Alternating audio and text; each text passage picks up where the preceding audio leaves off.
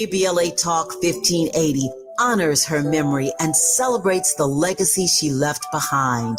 Robin, your spirit lives on in every conversation, in every connection, and in every one of us, inspired by your voice. Gone, but never forgotten. KBLA Talk 1580, where voices matter. I'm missing you. Tell me why the road turns. I'm missing you. Tell me why the road turns.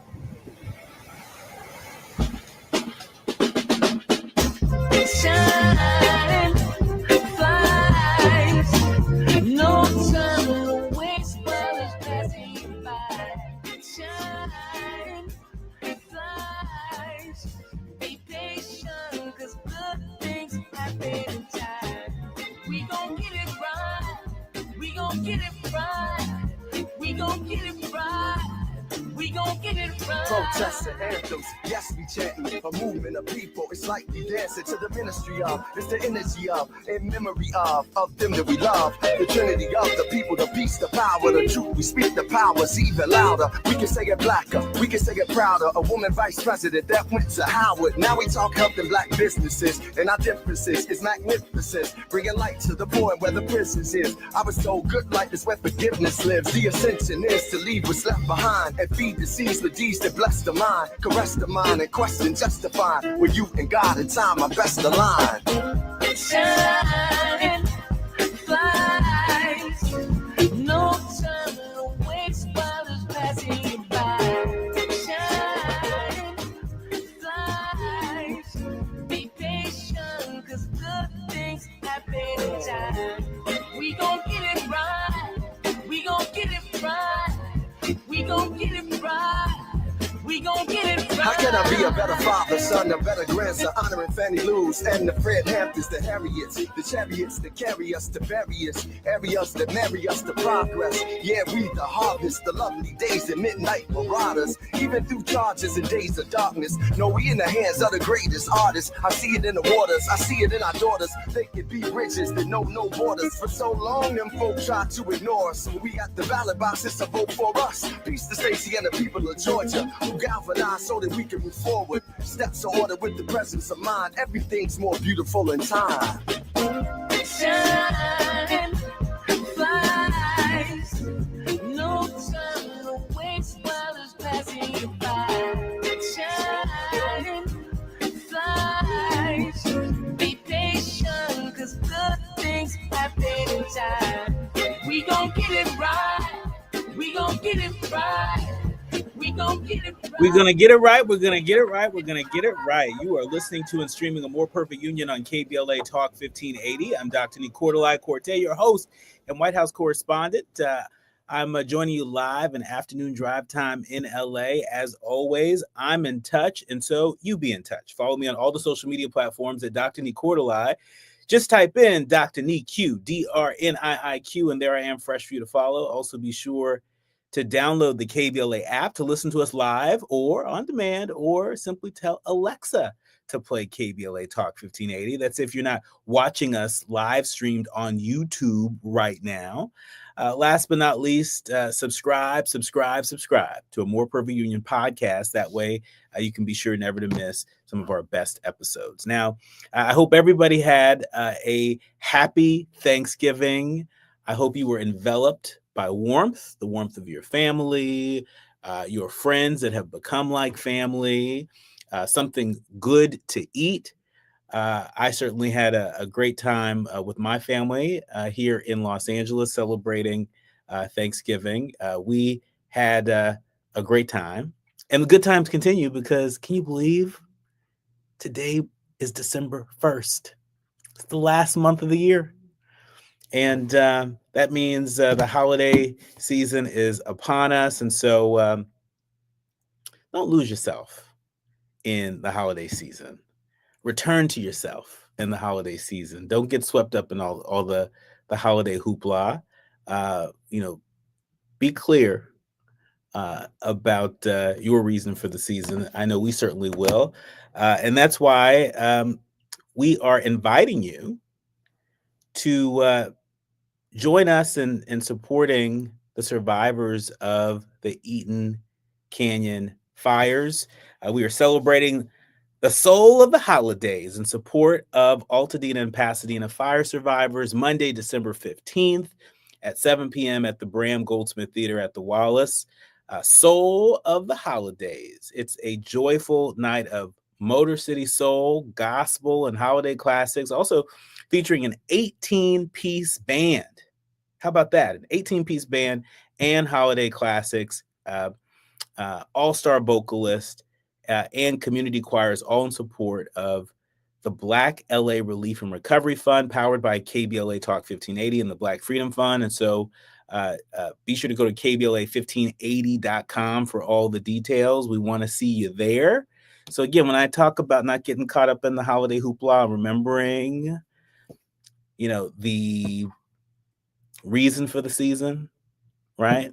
This is the spirit in which we are celebrating the soul of the holidays. And so come be a part of it. Now it's time for your national news roundup. It's time for you to decide the good, bad, and ugly headlines of the day. Kicking us off, TSA announces a $45 fee for travelers with no real ID. Yeah, this one hits close to home as much as I travel, but whether you're a frequent travel or infrequent traveler, the rules apply. Travelers going through airport security checkpoints without real ID or passports will face a $45 fee starting February 1st, according to the Transportation Security Administration. They announced that just today. The fee is a part of the agency's next phase of the Real ID implementation process and will require individuals to verify their identity through a biometric or a biographic system if they don't have a compliant form of identification before they're permitted to cross through the checkpoint. ABC News reporting that the announcement follows a proposed rule published in the Federal Register last month, but the agency increased the fee from its previously proposed amount of $18. And so, I don't know, call me crazy, but isn't this an administration that was voted in to lower costs for consumers? And if the initial cost for being incompliant was $18, who made the decision to raise it to $45? Who did that? Ain't lowering costs, I'll tell you that much. In other news, USA Today is reporting that the Starbucks strike enters week 3. A lot of people are wondering, can you still get a peppermint mocha? Well, some Starbucks workers are entering their 3rd week of a strike that the company says has little impact on its business or its customers. Starbucks Workers United, which represents employees at about 550 of the chain's estimated 17,000 U.S. locations, has been on strike since November 13th. Now, the strike, it began at some locations in 65 cities. And as of November 28th, some baristas in 85 cities have joined the demand for better hours, for better pay, and a resolution for alleged unfair labor practices. That's what the Starbucks Workers United said via release recently. However, the company said that these numbers are inflated. J.C. Anderson, Starbucks Corporation spokesperson, told sources today that only about 55 stores are impacted by the strikes and that 29 of the original striking stores have reopened.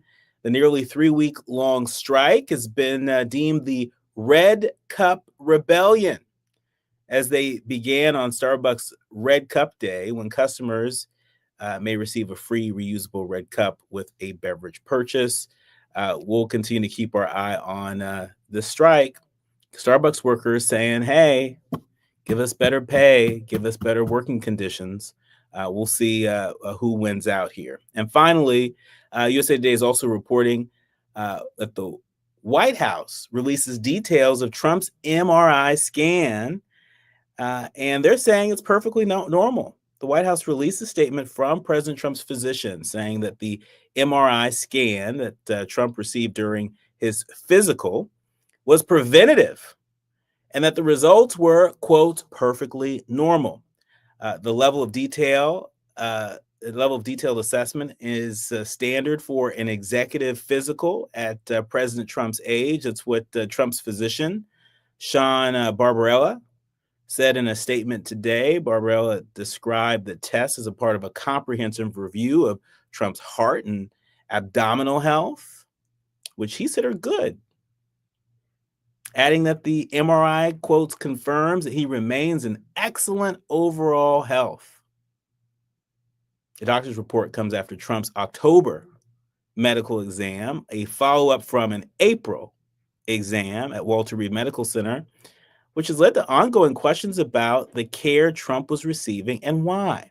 Barbarella said in a report after the exam that it included advanced imaging, but did not disclose the results of the imaging. Trump later said he had an MRI. And so you might be wondering, why are people making a big deal about this? Well, the president has had 3 visits. He's had 3 exams within the past year by doctors. And remember, this is the same president that, as a candidate for president, was saying that former President Biden wasn't leveling with the American people on the state of his health and didn't believe what then President Biden's doctors were saying about the state of his health. And so we have seen the health of many presidents politicized, but it's gotten pretty ugly within recent years. And so that's at least part of the reason why there's so much attention on this. When we come forward, we're switching gears. I'm delighted to welcome back to the show Alan Orr. He is our resident immigration attorney, immigration expert. We're going to talk about how Trump officials have halted the protected status for Haitians here in the United States. Also, the White House says that mass deportations operations must continue after the D.C. National Guard shooting.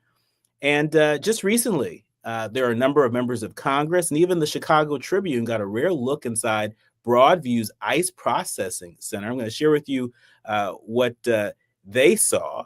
And we're going to get Alan Orr's take when we come forward. You're listening to and streaming A More Perfect Union on KBLA Talk 1580. You're listening to A More Perfect Union on KBLA Talk 1580. We've got a lot to talk about. Hey, nice job, Pete. I like those clean lines. Fellas, do we have anyone that can get to Greenport today? At Corey's Landscaping, the staffing plan is in the weeds. Anthony, we need that leaf blower over here. 3 more new customer requests just came in. Who wants to work some overtime? He needs to dig up quality landscapers and fast. I need Indeed. Indeed you do. When you sponsor a job on Indeed, it's easier for talented candidates to find it, which makes it easier for you to hire them. Visit Indeed.com/credit and get $75 towards your first sponsored job. Terms and conditions apply. We all have regrets. That haircut, that text, missing out on Kohl's Cyber Days. Good news, you can fix at least one of those. Get up to 50% off gifts for everyone on your list. Sunday and Monday only at Kohl's. From cozy favorites to top toys, you've got 2 days until you miss out. Don't let Cyber Days be the sale that got away. Save at Kohl's and Kohl's.com. Select styles, offer ends December 1st. Some exclusions apply. See store or Kohl's.com for details. 250 years ago, a promise was made to connect families and friends near and far. And during the holidays, that promise is more important than ever. That's why USPS is building a better network to meet your needs with timely deliveries, easy and affordable ways to ship, and everything you need to make your season full of holiday cheer. Our purpose is delivering your peace of mind, knowing your love will arrive, bringing joy to all. The United States Postal Service. Learn more at USPS.com/holidays. KBLA Talk 1580. We've got a lot to talk about. KBLA Talk 1580, connecting you with services and solutions. The Autopsy Initiative provides a second autopsy free of charge for victims' families who have lost their loved ones due to a police-related death. The services offered through the initiative include the completion of a second autopsy, disclosure of preliminary findings, and a final autopsy report. A police-related death is when an individual is harmed by police officers using deadly force, which results in an individual's death. Police-related death includes in-custody deaths, including those that arise during contact with law enforcement officers during arrest, pursuit, booking, transport, or incarceration. The Autopsy Initiative has a team of board-certified pathologists on call. An autopsy request may be completed by anyone with a close relationship with the victim, which may include the victim's spouse, partner, relative, close friend, or lawyer. To request a free second autopsy for a victim of police violence, please visit knowyourrightscamp.com. That's knowyourrightscamp.com. Then click on Autopsy, then click on Request. At KBLA, we believe in justice for victims of police violence. We say their names, and we don't black down. This is a community call to action from KBLA Talk 1580. Hit me! National News The Consequence. Informed opinion. And analysis beyond the headlines. You're listening to A More Perfect Union on KBLA Talk 1580. On the House Homeland Security Subcommittee, what that means is that I'm the senior most Democrat in charge of funding the Department of Homeland Security. And so in my oversight capacity, I came to visit the Broadview Processing Facility today. We've been trying for months to get in. I just want to start there. What I saw, there were no detainees present. The ICE leadership that we met with said that they were updating their security systems. And so all detainees and staff were not present. We saw all of the holding cells.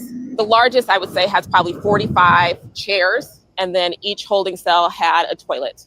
The toilet was not in any way anything that any of us would be comfortable using, certainly not in an area that is open to others. They had signage in English and Spanish saying that detainees could use a shower at least every other day upon request. They said that detainees were fed meals of Subway or food from Walmart. They do not have a food vendor. There's no one providing medical care.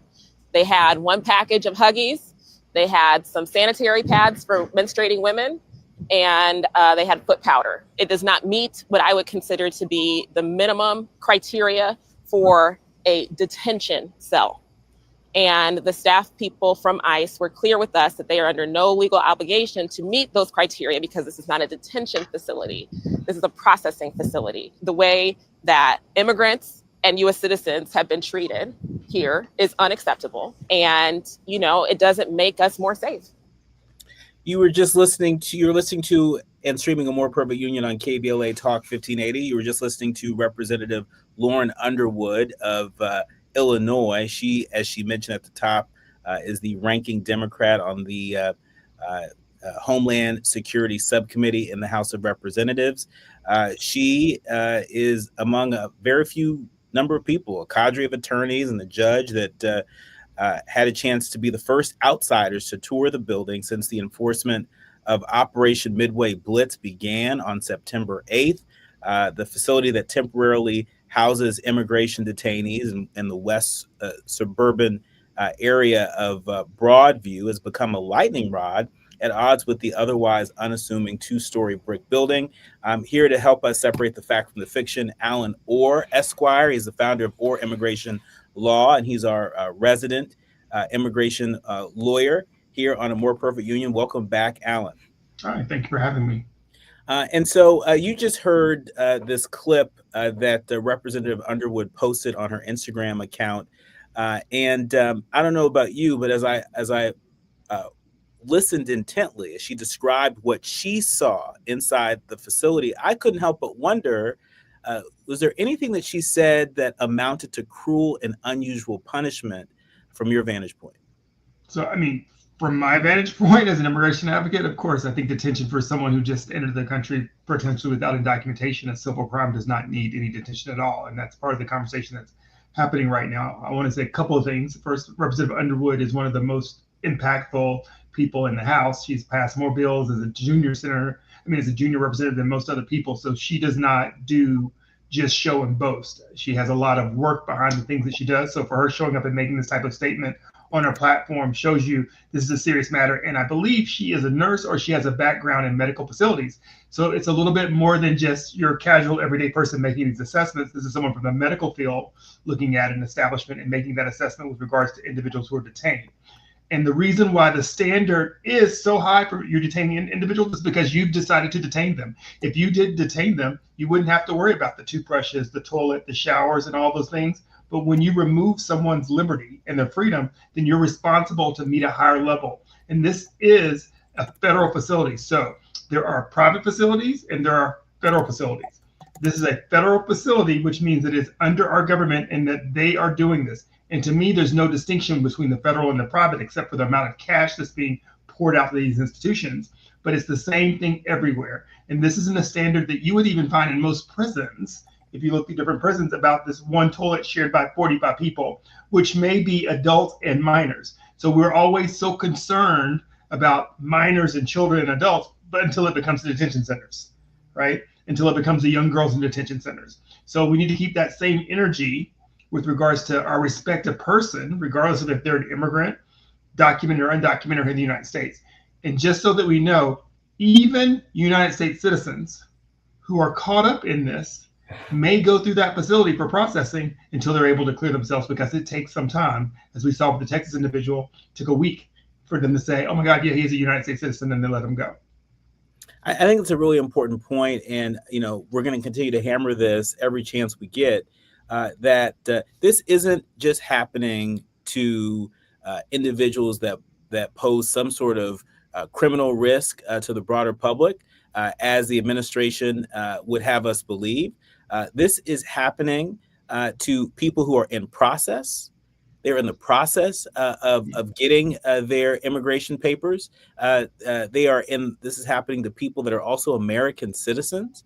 And we're hearing a growing number of stories of American citizens that are being swept up into this. Alan, what are you hearing from advocates out there? Are they having much success in terms of being able to support the American citizens that are getting swept into this, or is this just falling on deaf ears? So I think it's falling on deaf ears because, as many of you may know who listen to this channel, everyone doesn't have a lawyer to call, right? If you're a United States citizen, what lawyer are you going to call? You can call your criminal lawyer. Who are you going to call, right? How many people have a lawyer on retainer? That's a class issue in this country, that many people don't have just a lawyer on retainer to call. And many people who are, at the lower level of life are struggling, don't have the money to pay a lawyer to actually represent them to get out of those situations. And so they have to wait through the process. So that's one big claim that happens across the board, is access to justice, right? Access to justice in this country is pretty limited to people who have resources to sort of get to that level. Visiting these facilities used to be something that was an absolute right of the congressional people. They would show up and they could just go through it any time. With the big, beautiful bill, it rolled it back a little bit so they need to have appointments. But we should ask ourselves, what are you hiding, right? Why is it that they need to have an appointment in the first place? Why is it that none of the detainees was there when she was actually visiting the facilities? Why are you sort of showing her stuff without showing how it is actually operating? When you have those type of hidden things that happen, things that don't make sense in life, right? If you have nothing to hide, then show me how you operate when you're operating. Show me where the children are. If you aren't embarrassed for them using the toilet, then why are you embarrassed with me here to see how they're using the toilet? Because the toilet is also where they drinking. So I don't know if you've seen it before, but there's a faucet on the back of a toilet that you drink out of and use at the same time. It's a really odd situation. With regards to citizens, and this is something that's across the board, New York, New Orleans, now we're seeing once again Minnesota, Michigan. There are places where ICE is going to be back on the ground again, and the most important thing you need to do is to know your rights. We've already talked about that a lot. The red card is available on the internet. Know your right training is available everywhere now at local facilities, but there will be a ton of people who are not immigrants, such as the individuals in Chicago in that housing facility, who will have their rights compromised if they don't know them and assert them during these operations. And even when they assert them, they may still be violated. And that's why it's important to record these things, because for me, there will be some civil suits and more that will follow, for which these individuals will need to be compensated, specifically in the Chicago instance, where there were actually no known people actually arrested that were in this cartel. And if you believe that these are dangerous people, right, you don't put 45 dangerous people in one cell together, right? That's just basic criminology. There's no prison, right? When you think about that, when people are confinement, There's no prison that has a ton of 45 people together unless they're maximum security. And even then, they're not allowed to sort of be in the same area at the same time. One of the fictions that we're fighting in immigration right now is that the people who are showing up to immigration court, the people who are making their regular appointments, the people who are driving and going to work, how can they be these major criminals when in fact they're arrested doing things they were doing for the last 20 years day to day? And they are known to the Immigration Services, Homeland Security. That's one. Number two, after what happened in DC, which is regretful that it happened, the government is now selling you that they're going to do some extreme vetting. As an immigration lawyer, in my experience for the last 25 years, the United States does one of the most thorough vetting of every individual, no matter what you apply for. Specifically, if you are Black, coming from any Black country, they're going to vet you to the best they can, right? So there is no box of extreme vetting for them to pull off and then say they're going to start administering to different individuals. What extreme vetting has been used for is to scapegoat and to use prejudice to deny people visas and to keep them from coming to the United States. Because then they say, I don't know if you will, and I don't know if you won't, but I just don't want you here. And what are they making those considerations based on? Your nationality, your language, and your race. And what things are protected under our Constitution? Your nationality and your race. So there you have it. That's the game. Well, speaking of the game, it certainly continues when it comes to Haitian migrants. Trump officials are halting the protected status of Haitians in the United States right before Thanksgiving. I think they intended for this to fly under the radar, but we are here keeping them honest. The Trump administration has once again moved to halt the humanitarian protections for Haitians living in the U.S. This timing couldn't be worse. They're announcing that their temporary protective status will expire on February 3rd, according to a new Department of Homeland Security notice issued this past Wednesday for approximately, get this, 340,000 Haitian migrants will be terminated next year. When we come forward, I want to get Alan's take on this and what this is going to mean for the United States interest and the interest of folks in Haiti and abroad, right? You know, for all the people saying the economy, you think it's good for the economy to have 340,000 people suddenly mass deported to a place that has been very unstable politically and militarily for some time now? We're going to get Alan's take on this and more when we come forward. You're listening to and streaming A More Perfect Union on KBLA Talk 1580. The audience is listening, thought-provoking, eye-opening, heart-rendering. This is where authentic voices meet powerful discussions on culture, community, and change. This is where Black voices matter. He's breaking boundaries, amplifying diverse perspectives, and tackling the issues that matter most to you. You're inside A More Perfect Union with Dr. Nii-Quartelai Quartey on KBLA Talk 1580. I'm Amber Payton with BIN News Now. Los Angeles is now 1,000 days away from the closing ceremony of the 2028 Paralympic Games. Black Mayor Karen Bass marked the milestone at a Westchester climbing center, noting the Games will debut paraclimbing. We are 1,000 days away from the Paralympics. She stressed making the events inclusive for athletes with disabilities. President Trump says he'll be in Baltimore on December 13th for the Army-Navy game at M&T Bank Stadium. The announcement comes amid renewed attention on his past criticism of the city. Trump has previously clashed with Black Governor Wes Moore and Black Mayor Brandon Scott, even as Baltimore reports major drops in violent crime this year. And singer John Legend says he had to negotiate his stage name after an adult film producer and rockabilly musician named Johnny Legend raised trademark issues. They reached an agreement, and Legend joked he kept his promise not to make adult films or rockabilly music. Get BIN News Now on demand 24/7 on the iHeartRadio app. A crash in Newhall. It's on the southbound 14 just after a Newhall on your way to the 5. It's got the right lane blocked. Traffic's not too bad behind it. You are going to slow on your way up to the merge with the 5. And just south of there on the 5 in Sylmar, we've got a fender bender on the northbound side before Roxford. Some moderate traffic due to that. Over in Commerce, a crash on the southbound 710 has things slow just after the 5. A big rig involved in this one, and the drive is going to have you stacked back to the 60. Families have been loving LifeSource Whole House Water Systems for over 40 years. And now when you buy LifeSource, you can save up to $1,000 with the no sales tax special. Call 800-WATER-99 or visit lifesourcewater.com. Ends December 31st. Warranty limitations apply. This is the KBLA Sports Minute with Ray Richardson. Despite losing at Carolina Sunday, the Rams are 9-3 and tied with the Chicago Bears for the best record in the NFC. Before Sunday's loss, Rams quarterback Matthew Stafford had thrown 318 consecutive passes without an interception. Stafford still leads the NFL with 32 touchdown passes. Multiple sources are reporting that Bob Chesney of James Madison University will be UCLA's next head football coach. Sources claim Chesney and UCLA have been discussing a 5-year contract. James Madison is 11-1 this season. Chesney is expected to be confirmed for the UCLA job after James Madison plays Troy on Saturday for the Sun Belt Conference Championship.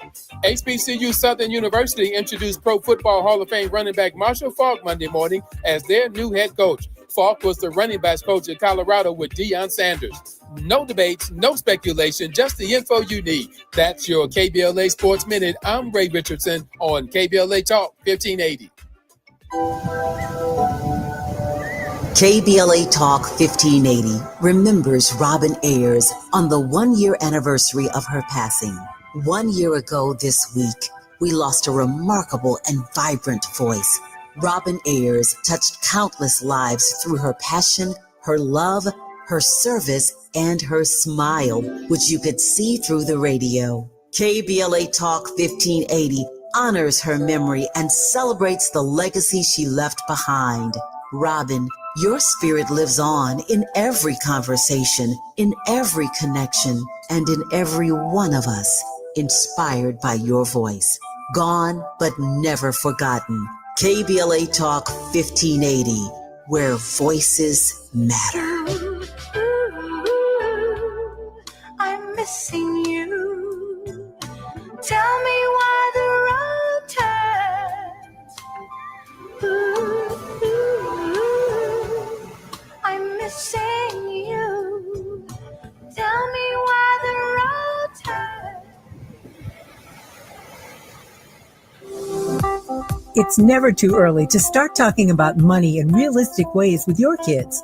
JP Morgan Chase navigates how to educate your kids now about creating long-lasting, healthy money habits. Whether your kids are in elementary school, high school, or college, now is a great time to start a conversation about ways to create healthy money habits as they grow, ultimately benefiting their financial future.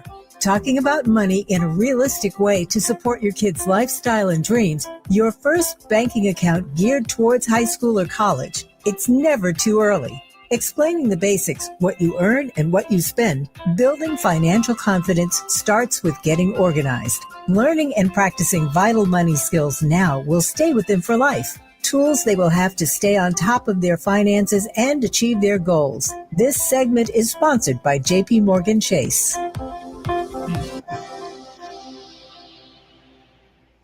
Now back to building a more perfect union on KBLA Talk 1580. You are listening to and streaming a more perfect union on KBLA Talk 1580. I'm Dr. Nii-Quartelai Quartey, and he is Alan Orr Esquire, the founder of Orr Immigration Law.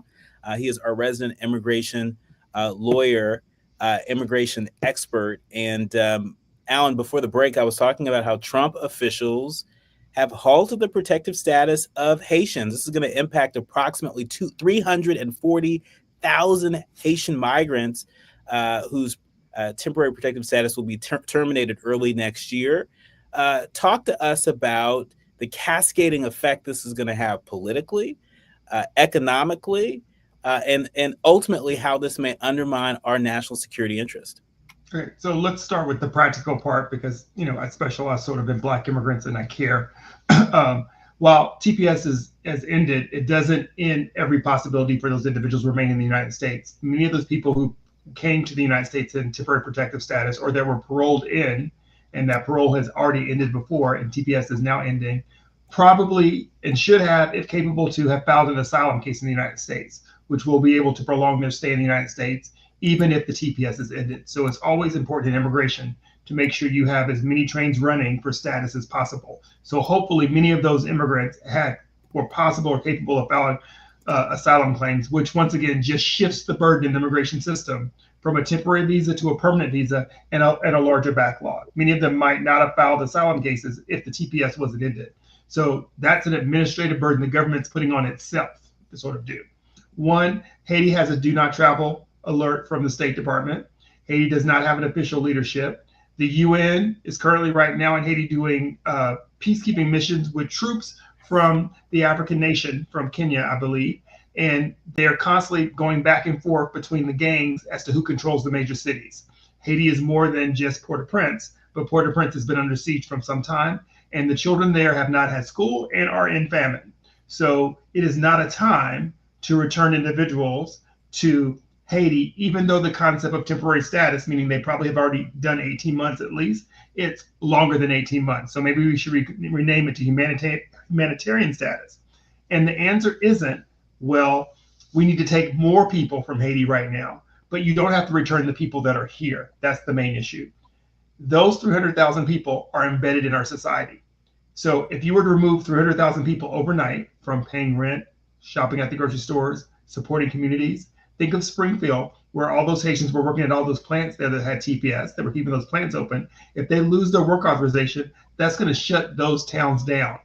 What the Trump administration believes is some 1940s, 1930s bullcrap that some Americans going to come along and take these jobs that the immigrants are not having. And here in Florida, we have experienced tons of migrants leaving the state, and now no one's picking the crops because no one wants that job. There are openings all over the place for certain types of jobs that Americans no longer will fill. So let's talk about that for just 1 second. There's a fallacy that there's a lump of jobs. And if you remove immigrants doing those jobs, then America's going to do those jobs. One, there is no lump of jobs. Jobs are dynamic. They change over time. For example, there used to be a telephone operator. There's no telephone operator anymore. You don't call Gladys and ask Gladys to connect you to someone because she didn't have a job anymore, right? There used to be people at the grocery store scanning all your groceries. Now we have digital checkout machines. The biggest threat to the job market, and we've seen this from Amazon specifically in the recent layoffs, are not the immigrants. It is and continues to be the robots and AI that are replacing a lot of the service jobs that Americans do. So wake up and smell that before that becomes an issue with legislation, because there is no legislation with regards to AI or any of those things currently. There's not even someone watching it from the administration or in Congress, because Congress is just everyday people who are removed mostly in wealth and age from the average working person. And that's the challenge that they sort of face overall. So Alan, it's going to hurt the job market. It's going to hurt those different economies. It's going to hurt security because many of those people aren't going to leave. And this is how people become sort of radicalized, when you sort of put them in a box where they have to fight to survive. So Alan, I've got to ask, what is possible? Are there any legal remedies that are possible now? We know that in July, a federal judge halted the Trump administration's efforts to end TPS and work permits for over 500,000 Haitian migrants ahead of schedule. We know that earlier this year, the Department of Homeland Security reversed Joe Biden's 2024 extension of TPS for Haitians, shortening their status to end September 2nd instead of February 3rd. Are there any legal remedies left from any federal judges or even the Supreme Court? Not with regards to TPS, because that's a discretionary action from this administration. And even the TPS is now expiring in February, which is a little bit early, was trying to end even earlier than that, right? So it's run a course. Already one time there was a victory. And now they're sort of saying that that's why the Homeland Security is announcing it now, right? That's why the announcement was out. So there can be claims in court that they didn't go through the right procedures or that the procedures have not been met, but the discretion is out of the government. So a court can't make the executive branch use its discretion. That's why many of them should have and could have filed asylum claims and must do so if they hope to remain in the United States to have some type of relief based on the situation in Haiti. So, Alan, just to make it plain, to put a finer point on it, for our Haitian leaders, learners, and listeners that are tuned in, for folks who are concerned about their Haitian family members, what rights do they have given most recent developments? Yeah. So I think So this administration does not represent any rights of an immigrant in this country, right? No immigrant has a right to be here under our Constitution in general. So they are afforded the constitutional rights of life, liberty, and protection under the Constitution and due process. The courts are probably going to find with the ending of this TPS, they've had due process with regards to TPS ending. So they need to seek out an individual immigration attorney, either through Haitian Bridge Alliance, which is in San Diego, California, or some other Black organization to talk about their individual status case. I've already said the very first thing they should be looking at is asylum and filing that asylum claim, because that's the only sort of easy door to knock down in many cases. If there's some other familiar claim, meaning they married a United States citizen or some other family relationship that's going to give them status, then that's also a door. But many of those doors take a lot of time. So that's important to realize. If you don't have the asylum claim, if you don't have the family relationship, then you should be making a plan. If you're not going to go to Haiti, then where else is there to go? The United States is not the only place in the world that we should look. We should think about Canada. We should think about Switzerland. We should think about Japan. All these places have job work shortages, and people need to learn to look beyond the red, white, and blue right now to other opportunities, to other areas that may be welcoming to smart labor. Thank you for that. In other news, but still keeping with this mass deportation operation, ABC News is reporting that White House Press Secretary Caroline Leavitt said that the White House is praying for the family of Andrew Wolf. That was the National Guardsman who was injured during a shooting in Washington, D.C. just last week. The suspect, identified as 29-year-old Ramanullah Lakanwal, will be prosecuted to the fullest extent of the law. That's what they said. She went on to say that America cannot allow millions upon millions of unvetted illegal aliens to be rewarded with amnesty. She added that it is, quote, essential to immediately address the massive fraud and corruption that has been going on for decades. Talk to us about how this administration may be using this tragedy as a smokescreen to supercharge their mass deportation campaign. Well, clearly it is, because they've been in control for almost a year. And if they were going to vet these applications, they could have vetted them because they have the money, right? And they clearly put officers on the street in different communities. And you've seen them sort of arrest the maids and the people in the field. So what if those people were doing the work that they said they needed to have this vetting done on actual people who could potentially be a risk? So that's number one.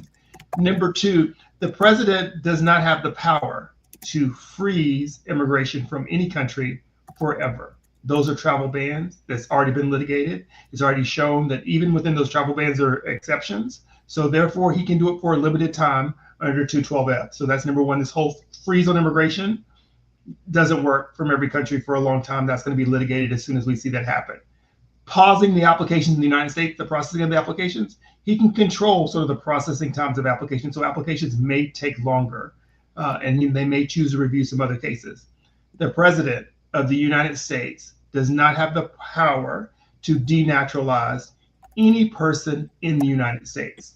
The executive branch can pull someone's file who naturalized and say to the courts, this person did X, Y, and Z, and they should not be a citizen, and then it will be litigated in court.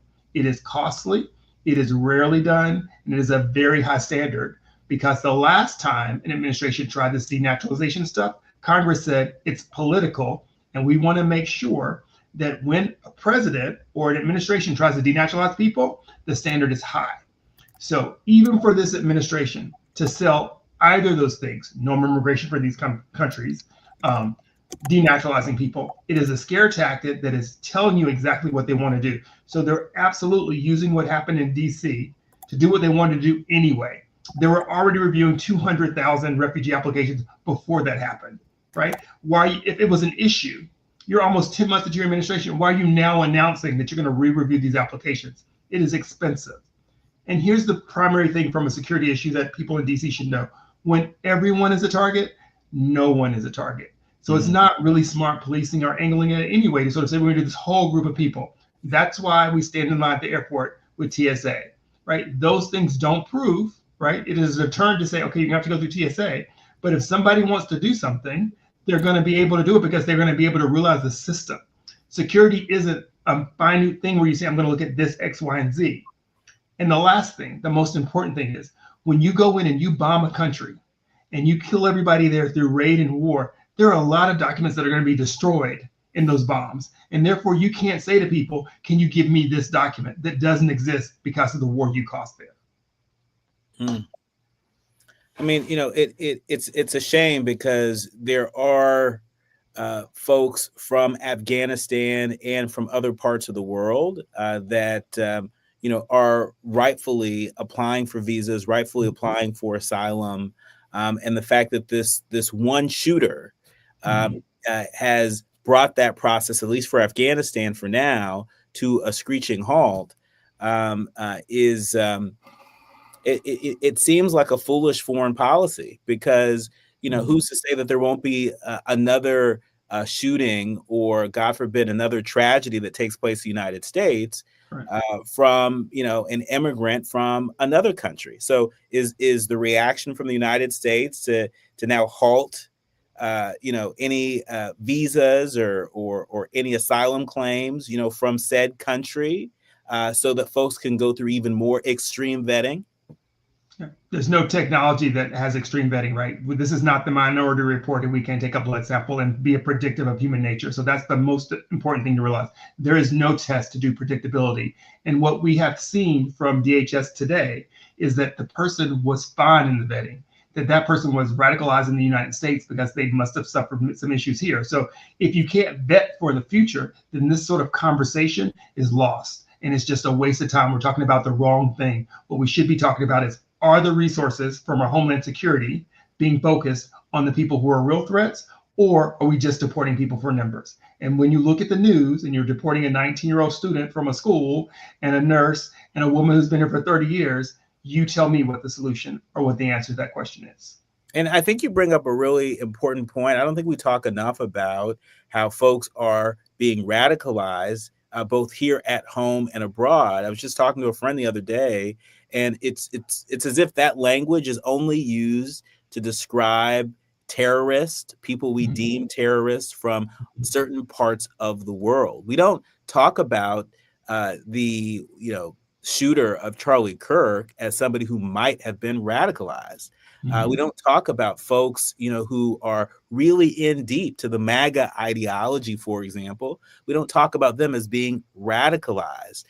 We don't talk about, this Afghan where there are reports that he was one of the good guys, that he was, working with the Americans back in Afghanistan. There's no talk about maybe this guy was radicalized. And the question is, where was he radicalized? Was he radicalized over there? Was he radicalized here? And if so, by whom? I just don't think we talk enough about that. And therefore, I think over time it becomes a weakness for the United States, if we can't address the real threat, to your point. That's exactly right. And this is what I tell people all the time. The benefit of the United States to an immigrant is that it used to give you the basic rights for you to grow and flourish however you needed to flourish. And what we've found now recently is the United States is making up a versus scenario where it's always somebody versus someone else. Whether you were Black and you were born here, or you were Black and you immigrated here, whether you're an immigrant or whether you're not immigrant. All those things matter, whether you're a rich immigrant or a poor immigrant, whether you're a light-skinned immigrant or a dark-skinned immigrant, whether you speak Spanish or you speak English. All of these verses are tearing apart the fiber of the United States, which used to be, there's room for everybody here. Well, we're going to have to leave it there. Our thanks to Alan Orr. Alan is the founder of Orr Immigration Law. Check him out. He's also our resident immigration law expert here. When we come forward, it is World AIDS Day. The Trump administration will no longer commemorate World AIDS Day, but that doesn't mean that other folks have also stopped commemorating World AIDS Day. In fact, it makes us want to do our part even more. The quiet part out loud when we come forward. You're listening to and streaming A More Perfect Union on KBLA Talk 1580. Thank you, Alan. Striving to make America a nation as good as its promise. This is A More Perfect Union on KBLA Talk 1580. We've got a lot to talk about. In California, all workers have rights, no matter their immigration status. If you or a family member were detained by federal immigration authorities and did not receive your final paycheck, contact the Labor Commissioner's office. You can file a claim even if you left California or the U.S. Call 833-526-4636 from the U.S. or outside the country 001-833-526-4636.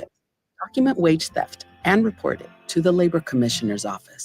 In a city as big as LA, healthcare shouldn't feel far away. That's why Cedars-Sinai is breaking down barriers and bringing resources like free screenings, vaccinations, and wellness programs into local communities. From Leimert Park to Lincoln Heights and everywhere in between, Cedars-Sinai is showing up, partnering with over 200 local organizations to improve access to healthcare resources. Because care doesn't just happen inside a hospital. It happens in neighborhoods and places around the city where we live, work, and grow. Cedars-Sinai, here for LA.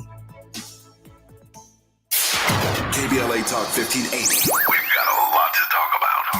KBLA Talk 1580, connecting you with services and solutions. LA County's new Justice Care and Opportunities Department, or JCOD, is here to support justice-involved individuals and their families. The JCOD Support Center is now taking calls at 1-833-LACJCOD. That's 1-833-522-5263. Available 7 days a week from 6 a.m. to 11 p.m., the Support Center is your one-stop shop for re-entry issues and court support. They offer court reminders, connections to local services, transportation assistance for housing, court appearances, and childcare. The JCOD hotline provides personalized help to connect you with services that you need. And don't forget to check out justiceconnect.org for more information. Remember, it's free and available every day at 1-833-522-5263. This is a community call to action from KBLA Talk 1580.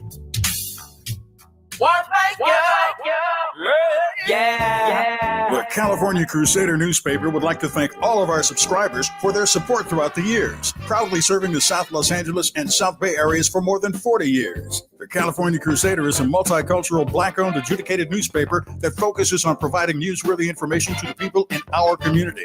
We're constantly looking for ways to assist businesses in our community to connect with our subscribers. We provide low-cost, effective ways to promote your business with our reasonable and affordable advertising rates. You can participate by suggesting, sharing, and submitting your stories on the California Crusader newspaper Community Share Facebook group page, or visit our website at cal-cruise-news.com. That's calcruisenews.com. Then click on the Submit Now button located on the top right corner of the homepage, or text CCN to 42828. Again, text CCN to 42828. The California Crusader newspaper, working together to build a better community for our future. Subscribe today. We face tragedy, but we don't fall into despair. We continue our work to build a more perfect union. You are listening to and streaming A More Perfect Union on KBLA Talk 1580. I'm Dr. Nii-Quartelai Quartey, and it's December 1st. And not only is it the final month of the year, not only are we in the holiday season, but today marks World AIDS Day. And it's worth noting that the Trump administration will no longer commemorate World AIDS Day. To put it into context, as the New York Times has stated, every year since 1988, in other words, every year since I was 4 years old, the United States has marked December 1st as World AIDS Day, when people mourn those who died of the disease, where people honor the efforts to contain the epidemic and raise awareness among the general public. But guess what? Not this year. The State Department this month instructed employees and grantees not to use funds from the United States government to commemorate the day. The directive is a part of a broader policy to, quote, refrain from messaging on any commemorative dates, including World AIDS Day. It's according to an email that was viewed by the folks over at the New York Times. Employees and grantees may still, quote, tout the work being done through various programs to, quote, counter this dangerous disease and other infectious diseases around the world, and they may attend events related to the commemoration. What does that even mean? If you've told people that they can't commemorate World AIDS Day, then why would anybody feel comfortable showing up at an event that's commemorating World AIDS Day? Tommy Pigott, he's a State Department spokesperson, and he said that the Trump administration was modernizing its approach to countering infectious diseases. How do you do that when you turned a blind eye to the history of the fight to humanize people who were overcome with HIV/AIDS? You know, I always like to say, you can't heal what you don't talk about. You can't heal what you don't talk about. And we can't fully heal as a nation. We can't fully heal as people of conscience around the world if we're not able to tell the story in full view of what happened here in the United States and other parts of the world during the worst public health crisis, one of the worst public health crises in the world. You don't have to take my word for it. I remember Dr. Fauci, near the height of the COVID pandemic, citing the experiences that he had as a young public health professional responding to the HIV/AIDS crisis that helped to prepare him and a whole generation of public health professionals in responding to the COVID pandemic. If we don't look back and reflect on what we have overcome, then I fear we may be inclined to repeat it. Let me just add that ABC News is reporting that the Presidential HIV Council warns of proposed cuts that could reverse decades of progress. For many younger Americans, the epidemic's earliest grief-stricken years exist mainly in documentaries and history lessons.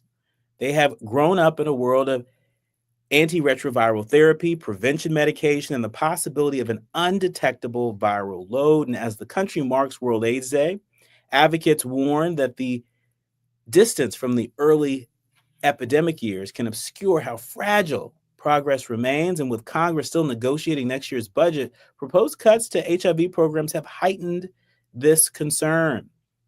The council, which advises the Department of Health and Human Services on HIV policy, is made up of researchers and clinicians and community leaders, and multiple members have told ABC News that the council has not met this year, raising questions about its ability to carry out its advisory role. This is not how we build a more perfect union. It's not how we build a more perfect public health system. It's not how we affirm the dignity of people living with HIV. And we are going to keep our eye on this. We're going to do our part. So today we commemorate World AIDS Day, and we hope you do the same. You're listening to and streaming A More Perfect Union on KBLA Talk 1580. More when we come forward. KBLA 1580 Santa Monica. I'm Amber Payton with BIN News Now. The White House says President Trump's recent full-body MRI came back normal. Overall, his cardiovascular system shows excellent health. His abdominal imaging is also perfectly normal. Press Secretary Caroline Leavitt says the scans were routine preventative tests for the 79-year-old. Trump told reporters the MRI was not for his brain and said he'd already taken a cognitive test and aced it. Jury selection in the child abuse case trial of Black Atlantic City, New Jersey Mayor Marty Small and his wife, School Superintendent LaQuetta Small, has been pushed to Tuesday. Both are accused of emotionally and physically abusing their daughter, including incidents prosecutors say left the teen unconscious. And George Foreman's 1968 Olympic gold medal is hitting the auction block. The former heavyweight champion's medal is up for sale through Leland's auction and has already drawn multiple bids. The auction closes on Saturday. Get BIN News Now on demand 24/7 on the iHeartRadio app. In Irwindale, a stalled big rig on the eastbound 210 just shy of Irwindale Avenue has things slow. They're sitting in the right lane, and you're going to head a lot of brake lights from Mountain Street. In downtown, reports of police activity on the southbound 101 have the off-ramp to Los Angeles Street blocked. Now, CHP not saying what this is, but that off-ramp is blocked, and the drive around it crawling, the 101, solid red all the way from as far north as Hollywood Boulevard. Families have been loving LifeSource Whole House Water Systems for over 40 years. And now when you buy LifeSource, you can save up to $1,000 with the no sales tax special. Call 800-WATER-99 or visit lifesourcewater.com. Ends December 31st. Warranty limitations apply. This is the KBLA Sports Minute with Ray Richardson. Despite losing at Carolina Sunday, the Rams are 9-3 and tied with the Chicago Bears for the best record in the NFC.